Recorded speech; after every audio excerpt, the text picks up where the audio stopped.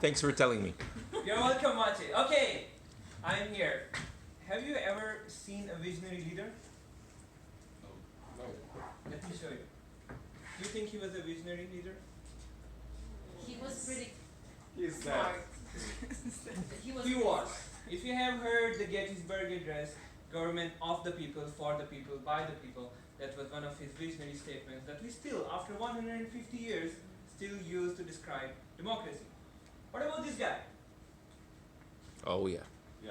Everyone knows. I have a dream. That was a visionary statement. And even after 60 years of that statement, we still use it every day. We still use it in the same context, and it's much bigger than what he intended it to be. What about this guy? Yeah, a pretty good one. Yeah. Not yet. But sometime in future. Becoming. Alex knows it. So if you didn't recognize, that's me. And Oh. an emerging leader. Yes. In July of last year, I started this visionary communication path. And one of the reasons that I started was because it is very important for a leader to be able to communicate what they want to their people, to their organization, in order to inspire them to work towards the same vision. And that has always been one of my goals of joining Toastmasters. So that's the intention that I started off by starting this path. Now the icebreaker, you were not there because it was in my other club, but Alex was there. I still remember that speech because it was very important. I have given many icebreakers before that, but that icebreaker stands out. Because what is the best thing you can get as a speaker after you finish your speech? Well. Feedback. Standing ovation. The only time ever my club that I have spoken like 50 times decided to stand up and applaud. And why was that? Because of this. I shared something that I had not shared by this point with very few people, not more than few people, very close friends. But I shared with my whole club because it was important for me to talk about it, especially with that group of people. I will not go into detail, but it was mostly about my health and how I've been diagnosed with some serious disease and how I have been handling it for the last couple of years. But the response that I received to such a personal speech was so overwhelming that when I saw people standing, I started crying on the stage. And I feel like one of the things that visionary leaders must do is to be vulnerable, to be themselves when they're talking to their people. Abraham Lincoln, I think, was vulnerable. He shared his dreams, he shared his fears, and he worked with the people. Same goes for Martin Luther King and many other visionary leaders as well. So I feel what I was able to accomplish on my very first speech was an indication of things to come. The second thing in this part, I had to give almost 16 speeches, and including this one. And out of these 16 speeches, 10 are about Toastmasters.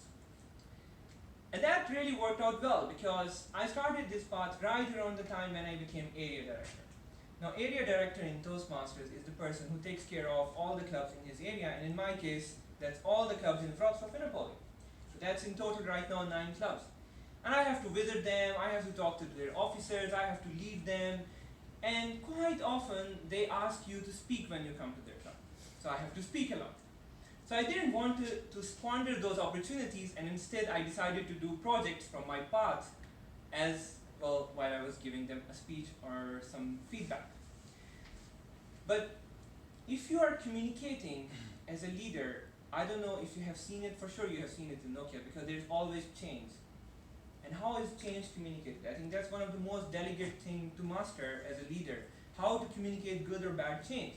And there were instances between these 10 speeches where I had to go to a club that was struggling for one reason or another, the things that they were not doing well, and I had to be standing on their stage and telling to their members that this is something you're doing wrong. And this is why it's important, and this is how you can change it. Be able to do that and still maintain a relationship with those people is also something that I learned throughout this path, and I feel like it's something that is very important when you want to be a a visionary leader. I think that's true for Abraham Lincoln as well. He was a lawyer for a long time. He struggled for a long time to become a politician before he finally became the president. And he had to communicate a lot of things, especially during the Civil War, which were not very pleasant to hear. The same is for Martin Luther King Jr. I mean, his whole speech is kind of change management. Things are wrong, we have to correct them. That's all he talked about for the whole time he was speaking.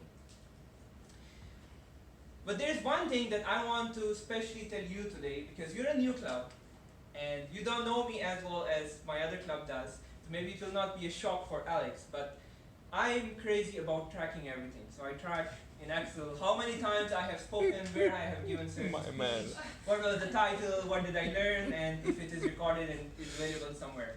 I have all that data, but when I look it back to this data, and this is from my first icebreaker that was almost 2.5 years ago in my club in August of 2016. This is how many speeches I have given.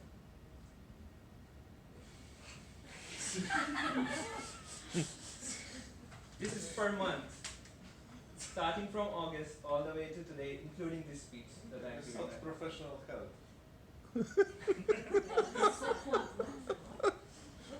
Now, why is it important to speak so many times?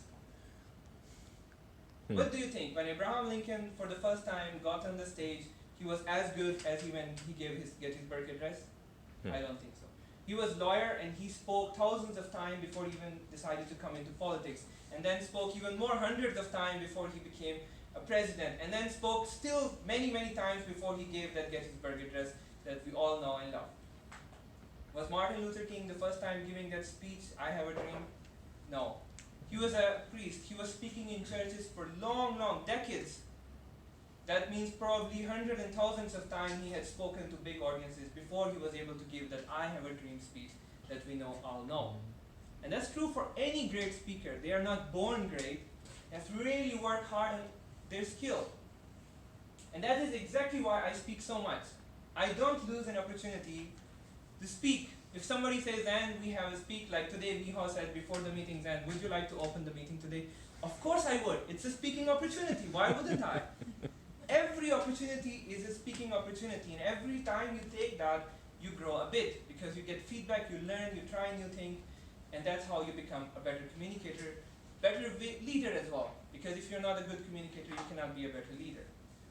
So why did I have to share with you guys? Because this is something that you should try, and I don't recommend to be as crazy as me, but I would still like you to speak as much as possible. So next time Miho is saying, who is going to be a speaker, I want to see 20 raised hand, and Miho struggling to find 20 slots. Because that's why you're here, no? That's why we are all here, to become better leaders, to become better communicators.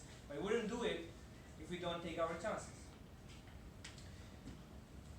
And of course, just to be clear, this is not just one part. I have done many other parts, and most of these speeches in purple are actually outside of Toastmasters, so they are not always a project from Toastmasters. But I take all those opportunities to speak as much as possible. Because there is going to be a time coming soon where you will be so comfortable with this room, with these familiar faces, that all your stress will be gone.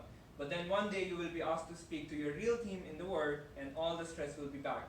So to counter that, you have to take every opportunity with a new audience in a new environment. So that's my story of completing this part. I feel throughout working for the last 7-8 months on this part that there is a couple of important things to become a visionary leader. First, to be vulnerable. Second, to speak about what you really believe in. In those cases, for Martin Luther King, it was the civil rights movement. For Abraham Lincoln, it's his country. And for me, well, right now it's Toastmasters. And that's what I did. And the last one, and the most important one, is that don't lose an opportunity to practice a skill that you're going to need. And that's why this speech for you today. I don't think I'm a visionary communication, but I'm glad to hear that some of you think I'm on the way to become one, because that's my goal. Thank you.